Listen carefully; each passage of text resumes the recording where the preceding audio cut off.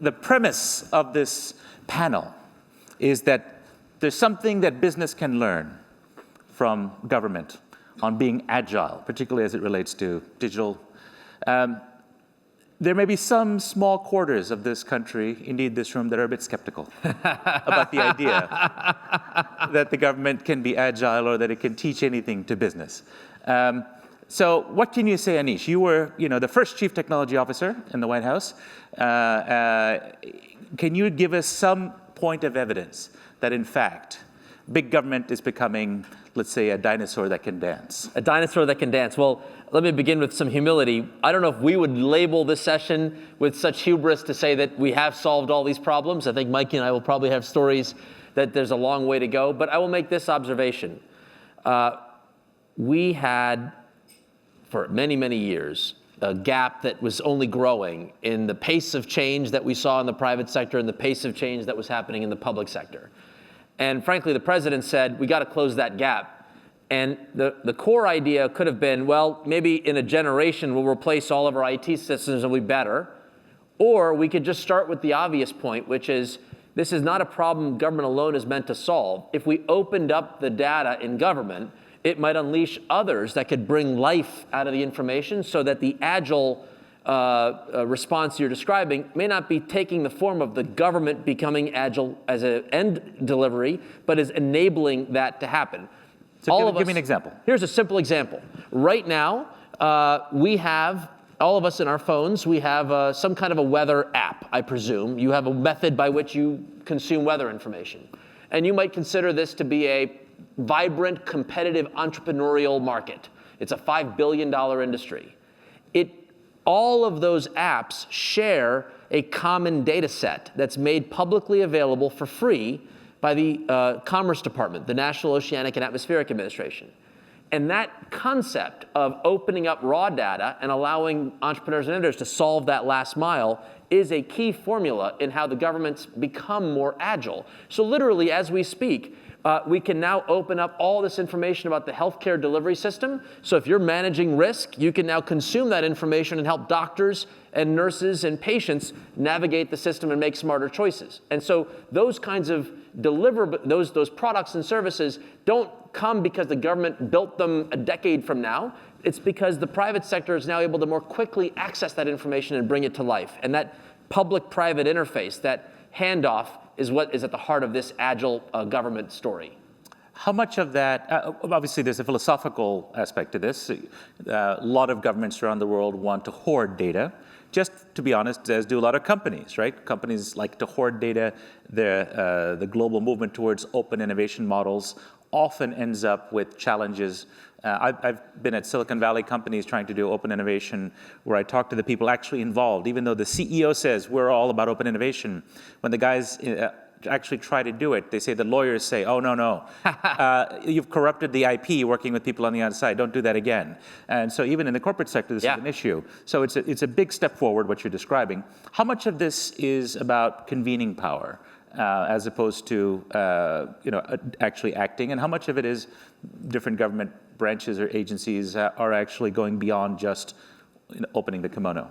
To me, the convening power is, I call it government with a lowercase g. It is probably the hallmark of the new order that you're looking at in this topic of agile government. Let's just take the energy grid for a moment. Any of you involved in the utility sector? Imagine for a moment if automakers were competing over the plug that would feed the electric car. And then the utility in my neighborhood only cut a deal with the Ford electric car receptacle, and I'd have to buy that versus the Nissan Leaf versus how frustrating would our consumer experience be if we were able to hoard all these technical standards? So we convened with bipartisan support a dozen or so areas in the energy sector where we modernized the grid and promoted interoperability. 90 days from a session with the CIOs at the utility companies in California, PG&E, SoCal Edison, and San Diego Gas and Electric. Literally, we came into the conversation and said, if a consumer wanted to connect a mobile app to their smart meter to pull their energy data or to connect it to their Nest or whatever, how easy can we make it? Is there an easy button to get that information out? In 90 days, the utilities, without funding from the government, mandated or whatever, on their own came to a common consensus. And today we have Green Button Connect that is available to 70 million households who want to connect their smart meter data to an application that will help them save on their energy bills.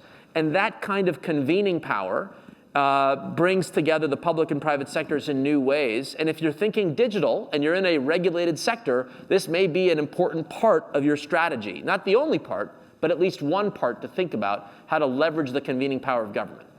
Okay, so those are examples of where you think government has gotten more agile. Where do you think the biggest challenge is from your perspective? Then I want to come to Mikey. Well, it's a great handoff. To me, eating our own dog food is often the challenge. That is to say, we might open up this infrastructure and we might make it easier for others to build products and services. But when it comes to the operations of our own, call it retail delivery services, maybe the experiences haven't been all that great. And while we've had fits and starts, small examples in the first term where we tried to make things better, clearly the healthcare.gov story speaks to the challenges of getting our own house in order, and no one better than Mikey to talk about that experience and what we've learned from it. Well, we've heard about the good and the bad. Now we're going to get to the ugly. Mikey, hand off to you. No, you're a very good-looking man. That's not what I meant. That's going to go in my question. Healthcare.gov, if a dot anything could become a dirty word, had become, for a while, a clear disaster. But in the last couple of years has been turned around, and your team did this. Can you give us some lessons or insights on how you did it, and what lessons might be taken away by those in the private sector? Sure. This has, in a lot of cases, been a really, really long story, so I'll try to do a couple of minutes version. I think the most... Can you hear him in the back? If you can't hear him, stand up. Just kidding. All right, let me know if there's a problem with audio. Go ahead. Sorry, I'm volume challenged. I'm also trying to fight a cough today, so do the best I can. So the most important thing, I think, to understand about what we did on healthcare.gov, I was one of a handful of people that was asked to come help with that in late October, early November of 2013. Now, you're a former Google man, just to... That's right. I was I was a Google middle manager for about 8 years. We came in 3-4 weeks after the non-performance of the website was all day CNN, 24 hours a day for the last 3-4 weeks. So it was kind of worst possible place to start from. Brought a few more people over time. I was only one of many that contributed to this. And the most important thing to understand is that there wasn't magic technical wizardry. There wasn't magic incantations that only these people from Silicon Valley know that they typed on the keyboard and then it all started working again. There were occasions when we had something directly to contribute hands-on if there was a specific problem that we had seen before, and there's a decent amount of that because there's a lot that's in common between running one large-scale production system and running another large-scale production system. So that happened from time to time, but the secret sauce, much more than that, was just a couple of structural changes we made very early on, which was to, one, get all of the companies that were supposed to be responsible for different parts of the website, and there were 55, according to the press at that time. I've never Wait, say that again. How many companies? 55. 55 different companies to put together this website. That's right. I've never tried to vet that number, but I could rattle off 3 dozen anyway, right now off the top of my head. And they were not only not communicating with each other, they were not even in the same state most of the time. So getting any message from any of them to any other of them went through many, many layers of hierarchy and bureaucracy before they could communicate with each other. So we put them in the same place and then executed a kind of shortcut problem solving every single day where we would say, what is the problem that's causing the site to be down right exact at this moment? Ask why we'd get an answer to that, we'd ask why that was, we'd ask what needed to be done to correct it, and when the people were in the same room and everybody could hear the questions and answers at the same time, most of the time the answer was already known to somebody that was there. It was just in the way that they had been working together, it would have been weeks to get an answer. And with something moving this fast, the answer will be stale weeks from now. They wouldn't even email each other, right? It wouldn't work. Yes, that's right. So- They wouldn't even email each other. It's fascinating. We'll remember from the morning when General McChrystal was with us, he gave us a very similar story about how every morning he would have a video conference for over 7,000 people in Afghanistan, and in order to just make sure that everybody knew what everyone else knew. Again, this is not a problem unique to government. The old joke in business journalism that I was taught 20 years ago was, if only Siemens knew what Siemens knows. It's probably still true for certainly many companies. And so that's a simple thing, but you got people in a room and then just forced them to share information in real time. Yeah, that was 75% of the answer, yes. Amazing. I agree with that.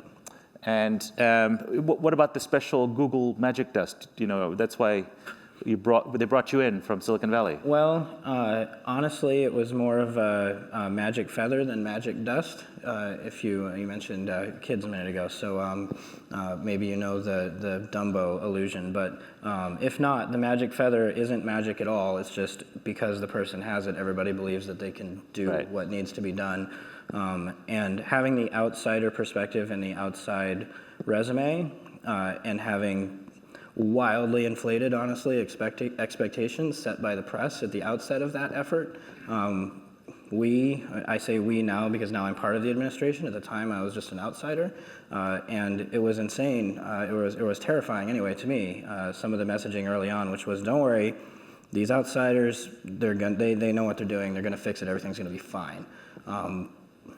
It certainly helped in as much as creating the sense of urgency and having a certain credibility to when you said, try this thing, it will work. People tended to believe you, but it was more smoke and mirrors than it was actual technical wizardry.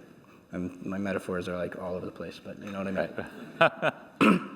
Now, you did introduce a new kind of authentication system, am I right? So there was some... That's true. Wizardry. That's true. So I don't want to leave the impression that we didn't contribute anything directly hands-on. I think we did. I think it's just, it's not the top line answer. It's the 25% of the answer. Right. After that initial sprint, which led to the end of the first open enrollment season, 2013, 2014, getting things working well enough that at the end of that season, 7 million people got enrolled. We were pretty happy with that outcome. At the end of that, everybody got a second to kind of take a breath, and we helped structure a project. My group, it's confusing because we're in the government now. We were not in the government then, but like the group of people I was working with helped structure a project to replace one of the components, which was the authentication and identity management part of the system. So this, like, I'll caricature it as just the usernames and passwords for healthcare.gov. It's a little more complicated than that, but that's basically what it needed to do. The original version of that was built in a very enterprisey way with very traditional IT type stuff for about $250 million, and was running at a burn rate of about $70 million per year in operations maintenance costs. And we wouldn't even be talking about it if it had worked. The problem was it didn't work. And it was the source of a huge amount of the frustration and downtime in that first open enrollment period.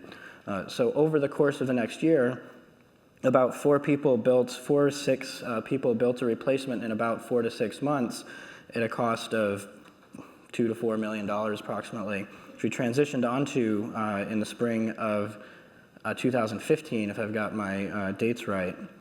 And that's been serving the site ever since. Its ongoing operations cost will again be about $2 million. And more importantly to us, it actually works. That's an important thing, isn't it? Right. Yes, it actually works.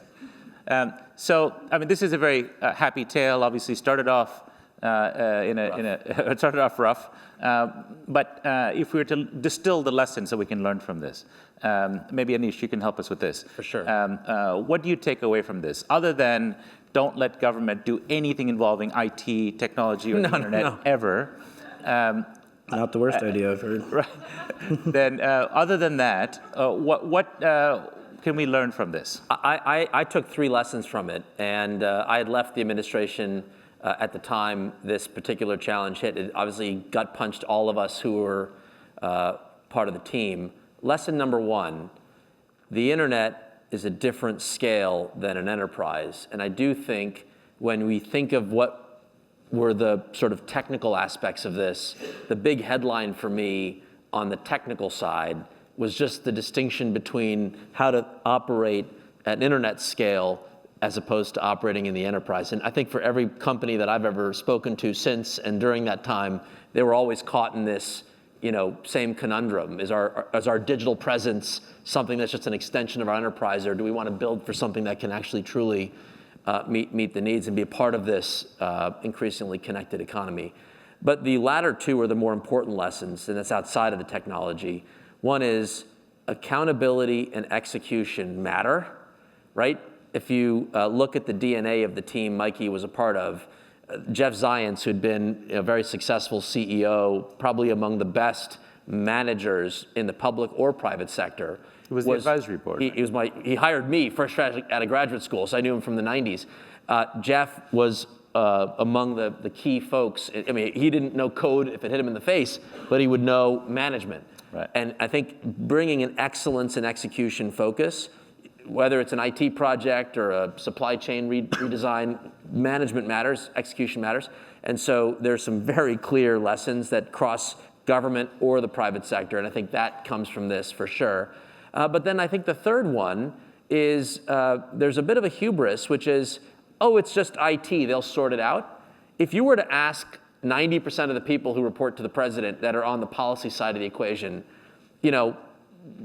how do you ask the right questions to know whether you're looking at a healthcare.gov project or you're looking at a massively successful one? That blind spot is in most boardrooms and most executive teams. IT's got it.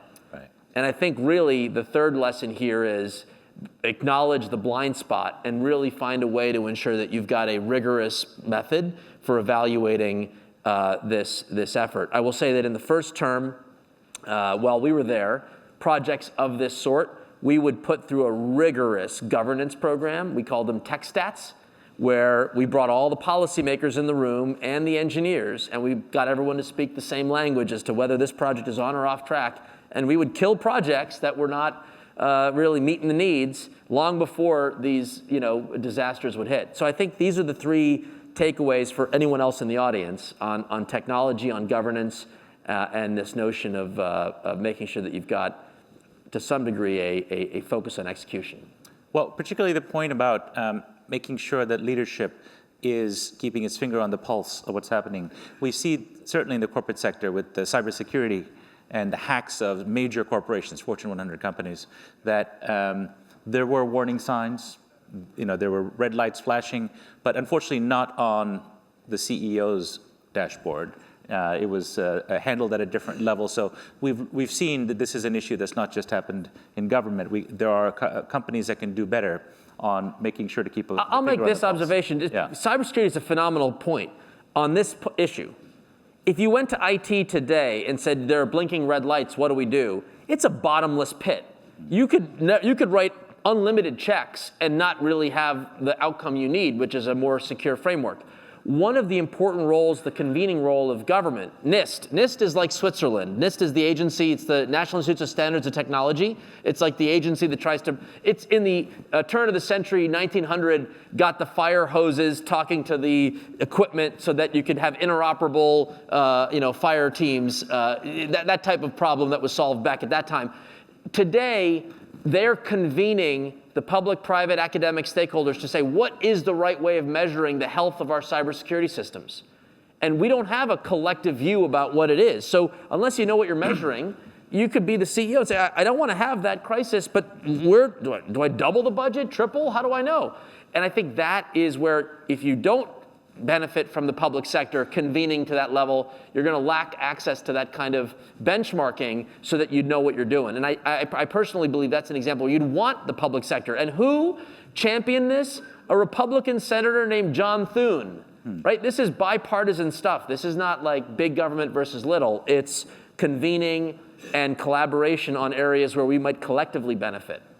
Great, that's a very good point. We have time for a couple of questions. Anybody from the floor? I see a hand here. Let's get the microphone to this gentleman. As always, please give your name and affiliation and make it a question. Oliver Lubin with ThreadUp. We heard about security earlier, And I'm just curious, to what extent do laws like HIPAA provide us a false sense of security and actually inhibit innovation and agility? This is a phenomenal question, so thank you for asking it. There's a lot of misunderstandings around laws like HIPAA is the law that regulates the security and privacy of our health information, written in the 90s. But here's an important point. We are clarifying that less about the constraining force of HIPAA. The patient has the right to an electronic copy of their health data, and as now clarified by the administration, can designate any endpoint for that data of their choice. Part of the privacy and security issue is, if people are trying to share my medical records behind my back, and I don't really know whether they're supposed to be doing that or not, that's not good for me, it's not good for the healthcare delivery system. But if I could direct Dr. A be given one-click access to my records for Dr. B, now the technologies, the standards, the procedures are coming in play so that that actually will happen. To me, that's the biggest excitement in fact, this morning, our team at the White House published a summary of where we are, which is, if you want to think about this in simple terms, the path to sharing data in the healthcare delivery system is to put an app in the patient's hands. Because no one trumps the individual from being able to mediate who gets access and for what purpose. So you want Walgreens to access their medications list from your doctor's office so you can renew more effectively, you should be able to link your Walgreens mobile app to that service. And that is where the clarifications are coming on what HIPAA is or is not, so that you have more control over that flow of information. Great. Another question? I could add a little. Do you want to please jump in? Yeah. I'll add a little bit to that. I have a slightly different perspective in that I think there are a lot of terrible laws with a lot of terrible assumptions cooked into them in a lot of places, and I'll give you two really quickly. One of them is to underline something Aneesh said a minute ago about accountability and management matter. Execution, absolutely, no question. But we have baked into 1,000 places the idea that accountability consists of putting one name on a piece of paper so that we know who to fire when something goes wrong. That bakes into every layer of the bureaucracy an incredible risk aversion. And that leads to my second point, which is that my experience has been that all of these types of laws, if they say the government may do X, Y, and Z, that is not sufficient to get you more than 25% of the way there. You've got to have a law or a guidance or regulation that says you will do X, Y, and Z, because the whole entire world lives between those two goalposts. In that really risk-averse environment I'm describing, the you may doesn't get you more than started on the problem. Right. Excellent point. Yeah. Yes, sir. Joel from Gigster. I'm wondering how organizations like 18F have kind of changed the dynamic of government and innovation in Silicon Valley. So I'm glad Aneesh started with talking a little bit about setting humble expectations. I'll double down on that too and say I run a thing called US Digital Service. 18F is a similar but not related unit at GSA, has some of the same kinds of people attacking problems in the same kinds of ways. Neither of us is going to transform the whole entire government. The model that we've got will show results on a limited number of programs. We'll get 5 to 10 important programs transformationally changed every couple of years. Something worth getting out of bed for, I think, but it's a really big ocean.